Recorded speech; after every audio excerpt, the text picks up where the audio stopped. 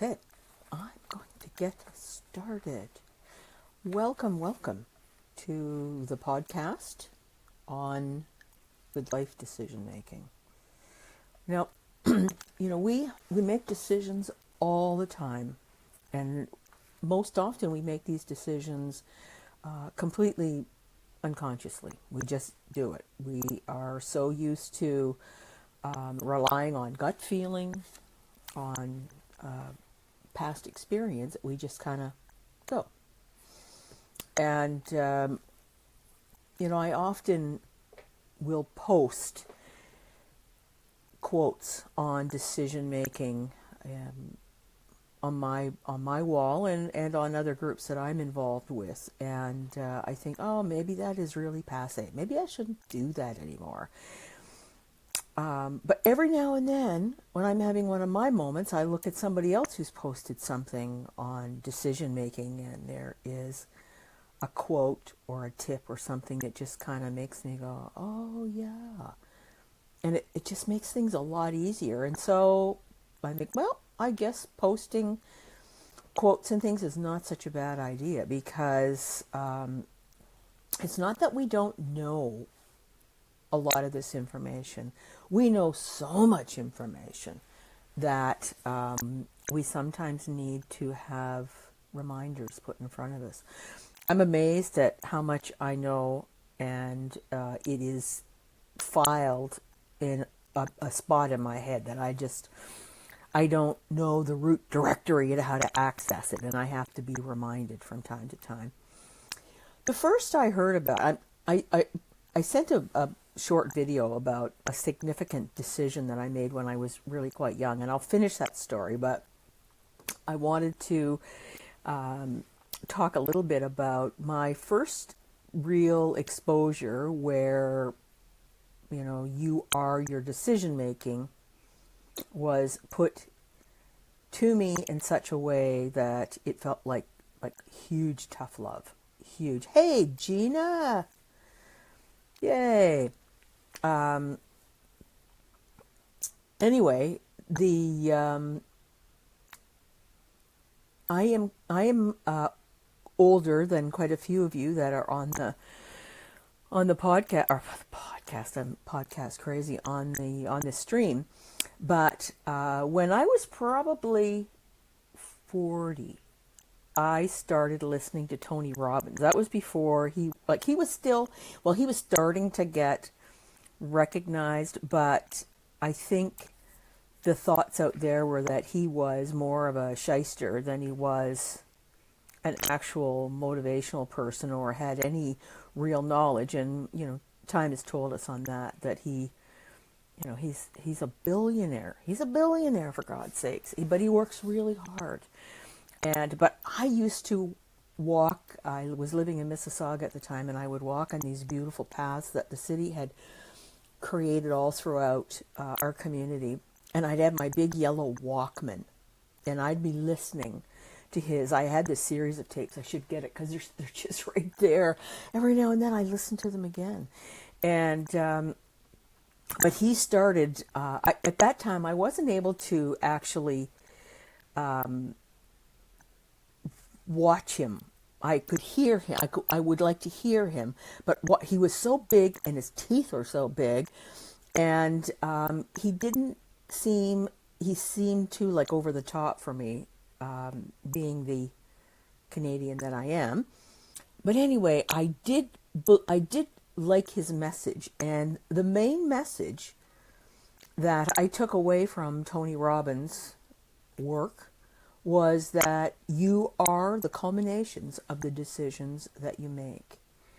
And, for those people who have a need to be more, they take a victim position very quickly, and they like to blame a lot of other people and things. And, there's actually a significant political person in authority these days that does that blaming and not taking responsibility. We won't bother to name any names.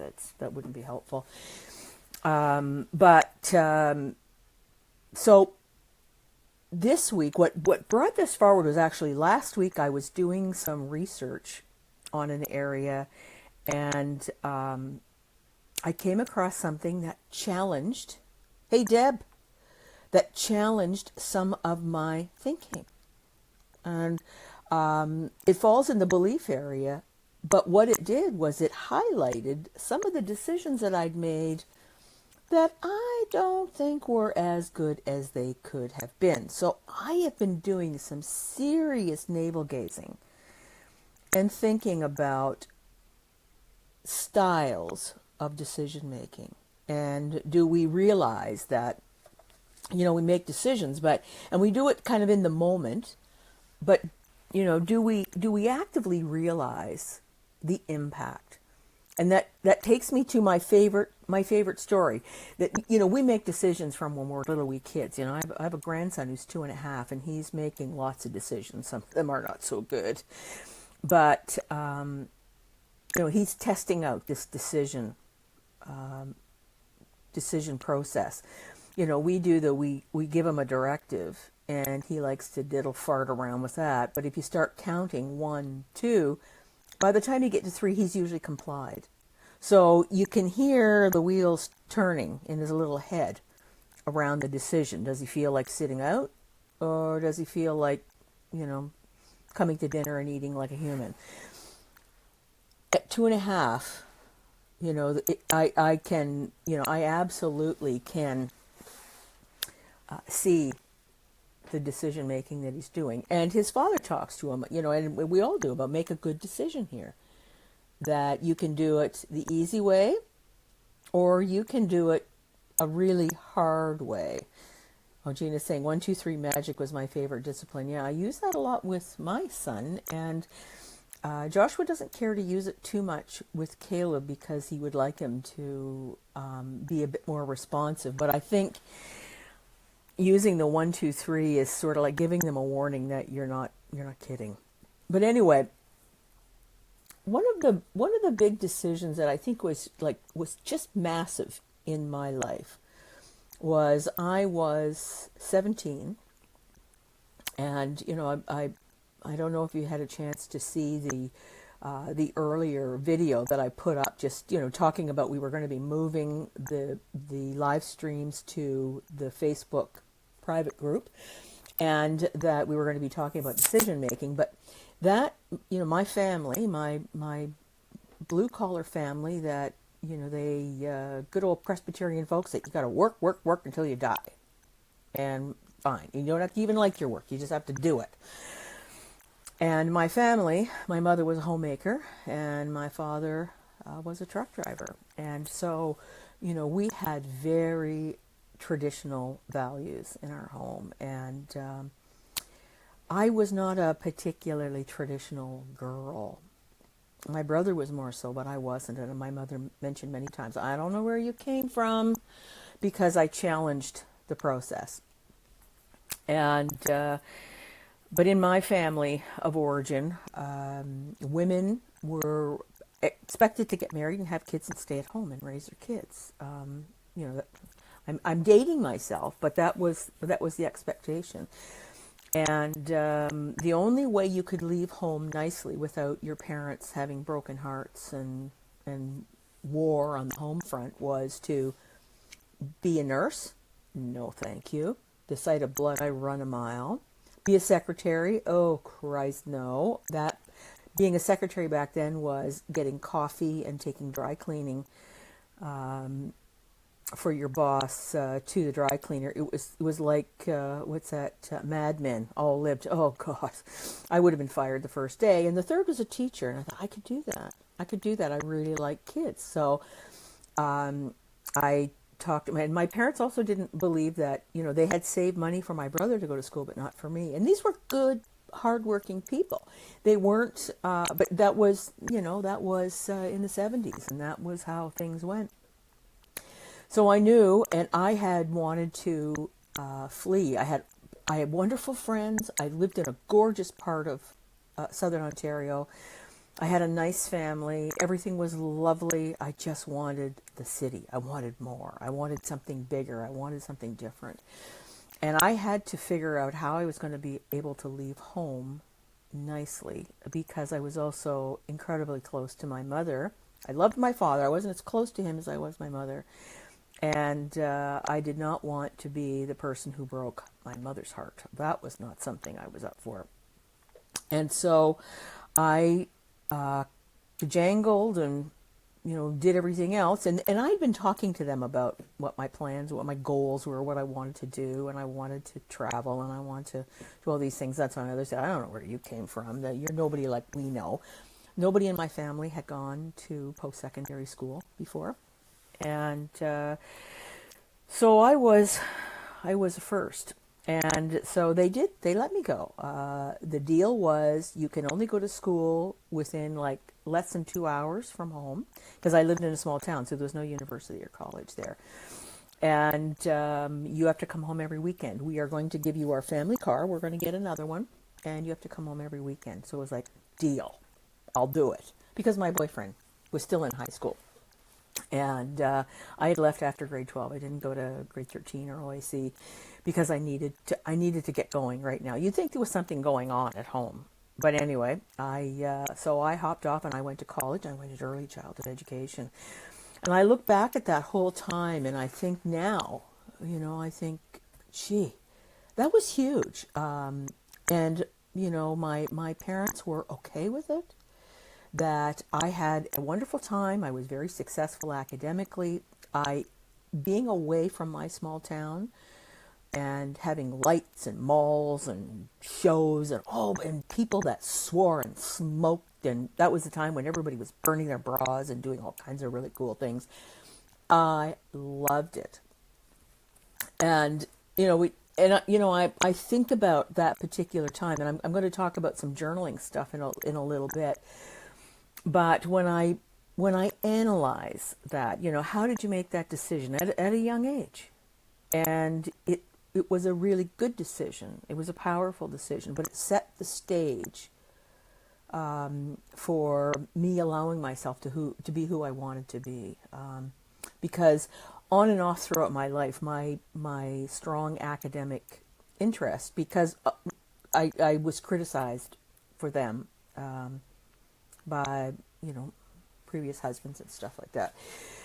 So I had to really, I had to be confident and I had to make tough decisions. So in any decision, when you make it, there's two reasons we make a decision. It's either pain or pleasure. That's all there is. You make a decision to avoid pain, or you make a decision to move to something that works for you or more pleasure kind of principles. And in my decision, I think there was the pain of upsetting my family, which the way our family operated, and no one had left the small town before. So that was the other thing, is that this was really big for my family, and I was able to manage that, as were they. Without damaging a relationship or making statements that I didn't want to. The pleasure for me was this dream, and you say lifelong. Well, I was like 17, but that was I had been telling myself that for a very long time, that I wanted to hit the lights. I don't know if you call Oakville the lights, but for me it was the lights. Coming from Collingwood and going to Oakville was like, whoa, I'm free. They have malls that are open at night. Collingwood didn't even have a mall. Anyway, so that is the essence of these personal decisions, that is looking at the strategy of what is the pleasure and what is the pain. What are you avoiding? What do you want to get rid of? And, what will that do for you? So, it's like any of us who smoked. I know, Deb, you smoked. I know, Jeannie, you didn't smoke. I smoked. And I loved smoking, but I knew it was going to kill me. And it was not something that I wanted to do when I was a mom. And so I had to make that decision at the right time, is that the pain of not being around for my child growing up was too strong. So, and I thought, oh, gee, I would really like to smell nice again. Wouldn't that be nice? The pleasure of that, but the pleasure of, of being healthy and living a longer life. There's all decisions. They come down to pain and pleasure. So one of the things that I have done for you is I put a document in the membership area as to a few questions, journaling prompts, if you will, that I thought you might find really interesting. And before we get into some of the journaling prompts, did you realize I posted that tomorrow is the full pink moon, and it is supposed to be like a really big deal. It's it's in Libra or whatever, and I posted, I love pink, I love full moons, and most of my favorite people were Libras or are Libras. Brock was a Libra. And so if you believe in manifesting, tonight is the night to start with that. I don't know if many of you do manifesting. I just started doing a little research into it. And I am definitely going to start 5 days of manifesting. It's called 5 by 55, where you manifest a statement 55 times, 5 days straight. And you can't break them up. If you break up the days, you have to start again, and you have to do the 55 lines in one sitting. And so I'm going to give it a try and see what I think. But it falls into part of my morning ritual of journaling, and then from time to time I do a manifesting, the 5 by 55, and then of course coffee and a quick buzz through social media, because that's where most of my clients are, in social media. So I do spend a little bit of marketing time in there. Now I realize that we do have a gap in, because I have my I have the live feed up on the computer over here, so every now and then I'm looking sideways just to see if everything is going okay. And then I'm explained 5 by 55 again. Absolutely. And also the questions, the prompts, I have them written down in the on the wall, but I'll go over them now. But I'll tell you about the 5 by 55. So what you do is you find a manifestation or an affirmation. So the one I'm using in this this current go, this is day 1 for me, because it's the night before this very powerful moon. It's called "Life is Abundant and I Am Safe." That is that's the affirmation that I will be manifesting. That life is abundant and I am safe. So I will write that out. So here I have I have all the numbers down here, and you repeat that line 55 times. And you do that each day for 5 days. And the idea, so don't make your manifestation too long. I made that mistake last summer. I did one. It was like, oh my God, I thought my hand was going to fall off. Just make it short and to the point. And so I will, after I get everything posted tonight, I will be doing that. And it just puts it into your consciousness, and it raises your it raises your energy level, your your cellular energy level. So you do that over 5 days. You can't have a break in between. So if you do 3 days and then you miss a day, then you've got to start all over again. Okay. Is that did I make any sense there, Gina? Does that?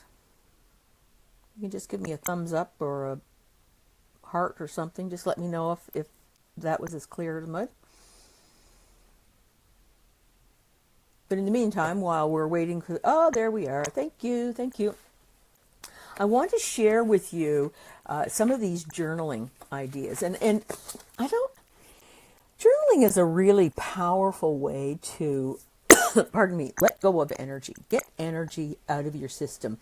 And I journal in the morning because I'm a real lucid dreamer in that I just have the craziest dreams. And what I've started to do is I've started to actually put them into themes so that I can see where my dreaming is taking me. I'm not sure if those of you who are on the call, if you actually can remember your dreams in the morning. Sometimes I have to wait a little bit for them to kind of download when I first wake up. Like I'll wake up in the night and I remember them, and what I should do is just write, but I'm such a stinky sleeper that I don't want to get myself too awake. But having them, starting to categorize them has been really interesting. And I'm not 100% sure what it means, but I've now realized that the frequency of certain themes is more common than I thought. So this journey in that area is very, very cool. But I do use the morning journaling to sort of download all this information. And I'm not sure whether it's that I do that more since Brock passed away, because I've been doing it a lot, but I've also had a lot of stuff going on between Brock being sick and then me having breast cancer and going through a bunch of stuff, and then, a move to Toronto. So I've just had a number of things, and I've found that I can keep myself calmer if I'm meditating and I'm journaling. I am able to, it's like sharing something with a friend, and there's, even though I do have some friends that I can share some of that stuff with, but some of it is just, it's thought provoking. So that's what I do. But let me read you some of these journal prompts that I thought were really interesting, and they're around how you make decisions within your life. And if your decision making is needs a little work, needs some ramping up, but you be the judge of that. There's no there's no judgment in that. This is just personal development. So the first thing is, what decisions have you made in the past that you liked? And what did you like about them? So that's an interesting one. So it's looking at a good decision you made and understanding the process that you use, because, we naturally, if you do something really well, do it again. Keep doing it. Success leaves clues. The second question is, what did you do in the past that you didn't like very much or didn't work out for you? And what was the decision-making process you used in that? And what, you look at what was the difference between when you made a decision for something you didn't like you just weren't happy with your decision. You think, what was I thinking? We all have those. We all have those. And we will always have those. That's part of that self-discovery, that if you don't ask questions about yourself and look at the process you use, then you are completely on autopilot and you're not experiencing a whole lot of life. You're just kind of going through it. So the third question is, what decision did you make that surprised you? Was there something that you did, and in that decision where it surprised you, what did you gain by making that decision, or what did you lose by making that? So some of us will make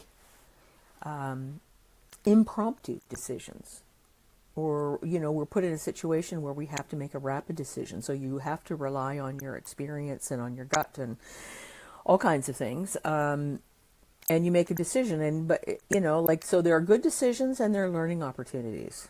And I guess that's what I'm trying to get at, is being able to assess those learning opportunities, learn the lesson, and just move on again. So for the final question is, when you make a decision, either a good one or one that's a life lesson, where do you feel it in your body? Where do you feel those good decisions? Do you feel them in your heart? Do you feel them in your stomach? The bad decisions, do you feel them in your stomach?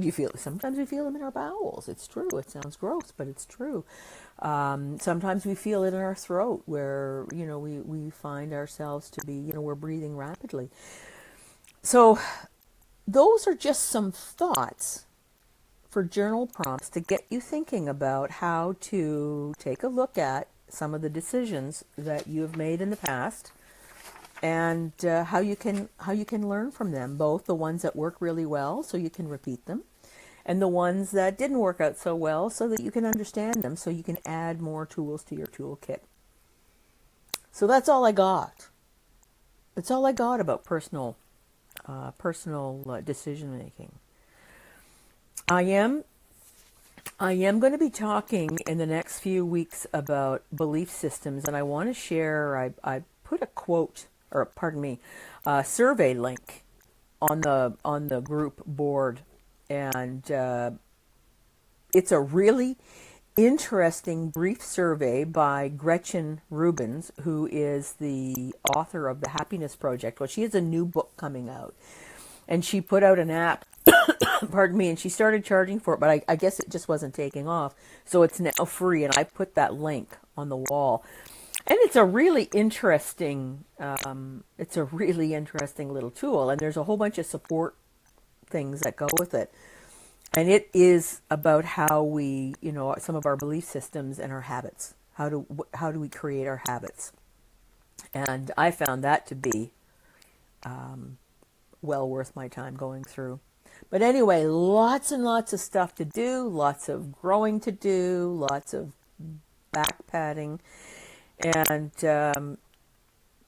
I shall see you next week. If there's no questions, it's been quiet. This is a little bit of a, my coach was saying that that's the reason I've moved the streaming onto the group site. I didn't know you could do it on the group site. And my coach was saying, if you want to build a group, which is something I really want to do, so that we can get a lot more engagement and a lot more involvement between the group. I happen to be on another group that I'm quite involved with, and they've got like 28,000 people on it. And so the engagement is through the roof. There's lots of support. There's lots of great stuff. I'm not sure if I have a strategy for 28,000, but I am looking to grow this group for the main purpose of providing more support and information to the group. So if there's anyone that that you think would enjoy listening to this kind of self-development, mindfulness, mindset, self-awareness subject matter, please encourage them to join our group. And I don't spam anybody. So with that having been said, have a fantastic week and enjoy the pink full moon under the Libra sign, and enjoy your Easter weekend, and take good care of yourself. Bye. Bye.